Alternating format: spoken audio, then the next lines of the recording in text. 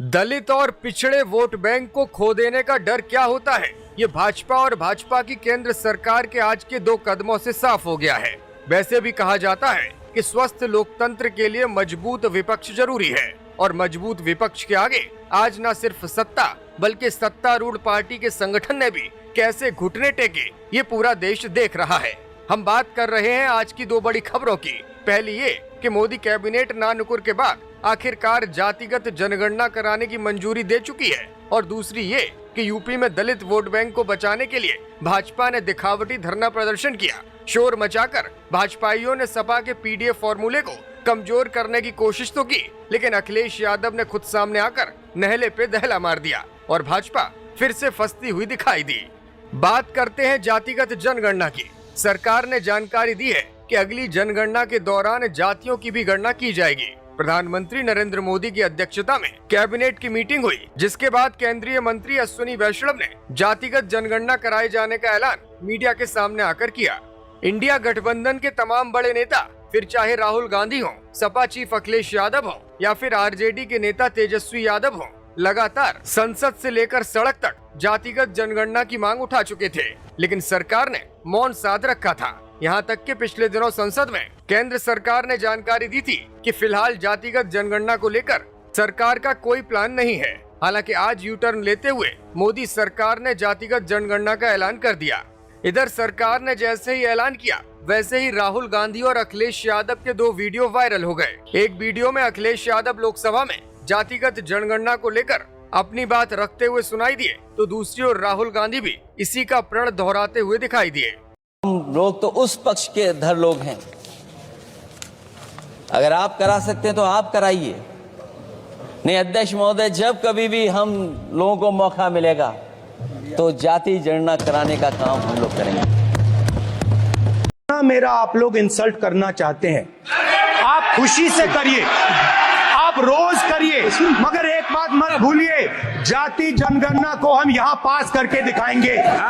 सरकार के फैसले के बाद आरजेडी के नेता तेजस्वी यादव ने कहा है कि सरकार की यह फैसला हम समाजवादियों की जीत है। राजनीतिक जानकारों की माने तो सरकार ने बिहार चुनावों को देखते हुए ही फैसला लिया है। लोकसभा चुनाव के दौरान भारतीय जनता पार्टी को उत्तर प्रदेश में पीडीएफ फॉर्मूले के चलते ही सपा से शिकस्त मिली थी। ऐसे में पिछले कड़वे अनुभव को देखते हुए अमित शाह वही गलती नहीं दोहराना चाहते थे। यही वजह है कि बिहार के विधानसभा चुनाव से पहले ही बड़ा ऐलान कर दिया गया है। पहलगाम आतंकी हमले को लेकर भी सरकार लगातार बैकफुट पर है। भले ही इलेक्ट्रॉनिक मीडिया लगातार माहौल बनाने की कोशिश कर रहा हो, लेकिन अब तक सरकार ने कोई भी कठोर कदम नहीं उठाया है। ऐसे में जातिगत जनगणना का ऐलान करके टेलीविजन और सोशल मीडिया पर चल रही बहस को सरकार ने मोड़ जरूर दिया है। केंद्र सरकार के इस फैसले के बाद उत्तर प्रदेश के उप मुख्यमंत्री केशव प्रसाद मौर्य ने जरूर राहत की सांस ली है।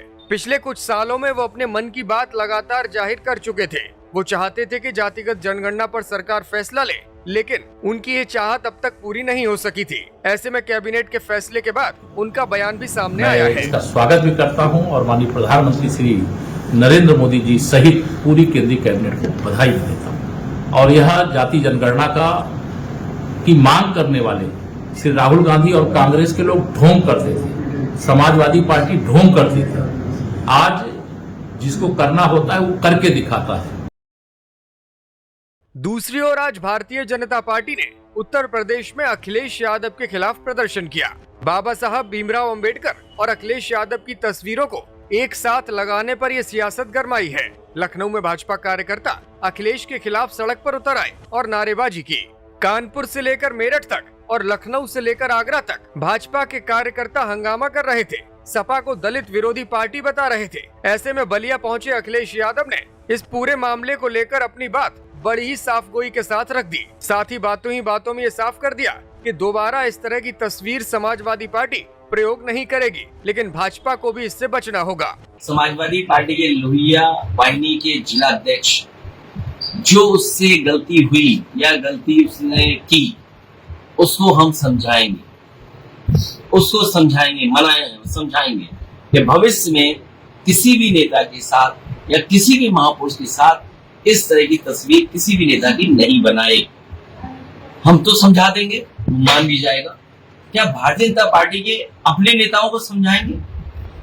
जिन्होंने सदन में क्या स्टेटमेंट दिया कि वो भगवान तो नहीं है, इतने में तो भगवान मिल जाते।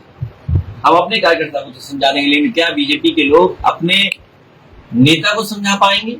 आगरा पहुंचे असीम अरुण ने सपा और अखिलेश यादव को अपने ही शब्दों के जरिए घेरने की कोशिश की। समाजवादी पार्टी द्वारा 2 चित्र जारी किए गए हैं। एक में आधा चेहरा बाबा साहब का है, आधा चेहरा अखिलेश जी का है। दूसरा चित्र और एक दिखा है जिसमें कि पूरे शरीर, आधा शरीर बाबा साहब का है, आधा शरीर अखिलेश जी का दर्शाया गया है। इनकी सोच पे मुझे शर्म आती है। बाबा साहब से आज बराबरी करने के लिए चले, बाबा साहब से आधी आधी बराबरी करने के लिए चले हैं। ये किस मामले में बाबा साहब से बराबरी कर रहे हैं, हम जानना चाहते हैं। बाबा साहेब भीमराव अंबेडकर और अखिलेश यादव की जिस तस्वीर को लेकर विवाद गहराया हुआ है, जिस तस्वीर की वजह से आज भारतीय जनता पार्टी और बहुजन समाज पार्टी के तमाम नेताओं ने पूरे प्रदेश में प्रदर्शन किए और मांग की कि अखिलेश यादव माफी मांगे, उसको लेकर भले ही अखिलेश यादव का वक्तव्य सामने आया हो, लेकिन बावजूद इसके बवाल अभी भी जारी है। इस बीच लखनऊ के पत्रकार सुमित कुमार ने एक तस्वीर साझा की जिसमें गृह मंत्री अमित शाह को भारतीय जनता पार्टी के कार्यकर्ता 2 तस्वीरें देते हुए दिखाई दिए हैं।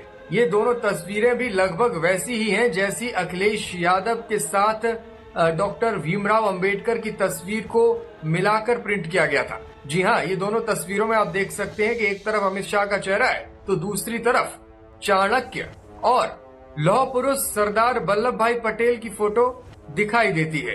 यानी कि उस वक्त भारतीय जनता पार्टी को ये नहीं दिखाई दिया था कि हम महापुरुष का अपमान कर रहे हैं। गृह मंत्री खुद इन तस्वीरों को प्रसन्नता पूर्वक ग्रहण कर रहे थे, ले रहे थे गिफ्ट के तौर पर। लेकिन अब चूंकि अखिलेश यादव को होर्डिंग में बाबा साहब भीमराव अंबेडकर के साथ मिलाकर पेश कर दिया गया है, तो भारतीय जनता पार्टी को ये ज्ञान मिल गया कि कैसे अब विरोध जताना है। दरअसल राणा सांगा और रामजीलाल सुमन विवाद की वजह से भारतीय जनता पार्टी लगातार बैकफुट पर है। उत्तर प्रदेश में भाजपा को लगता है कि दलित वोट बैंक उससे खिसकता जा रहा है। यही वजह है कि भारतीय जनता पार्टी को जब कोई मुद्दा नहीं मिला तो ये होर्डिंग से मुद्दा उठा करके पूरे प्रदेश में अभियान चलाया जा रहा है और पूरे प्रदेश में विरोध जताया जा रहा है। राजनीतिक जानकारों की माने तो रामजीलाल सुमन की खिलाफत करके और करणी सेना का सहयोग करके भारतीय जनता पार्टी ने अपने ही पैरों पर कुल्हाड़ी मारी है। दलित वोट बैंक के खिसकने का डर भारतीय जनता पार्टी को सता रहा है। यही वजह है कि बिना किसी बड़े मुद्दे के आज भारतीय जनता पार्टी के कार्यकर्ता सड़कों पर उतार दिए गए। हर बड़े नेता ने सोशल मीडिया पर ट्वीट करके अखिलेश यादव को घेरने की कोशिश की।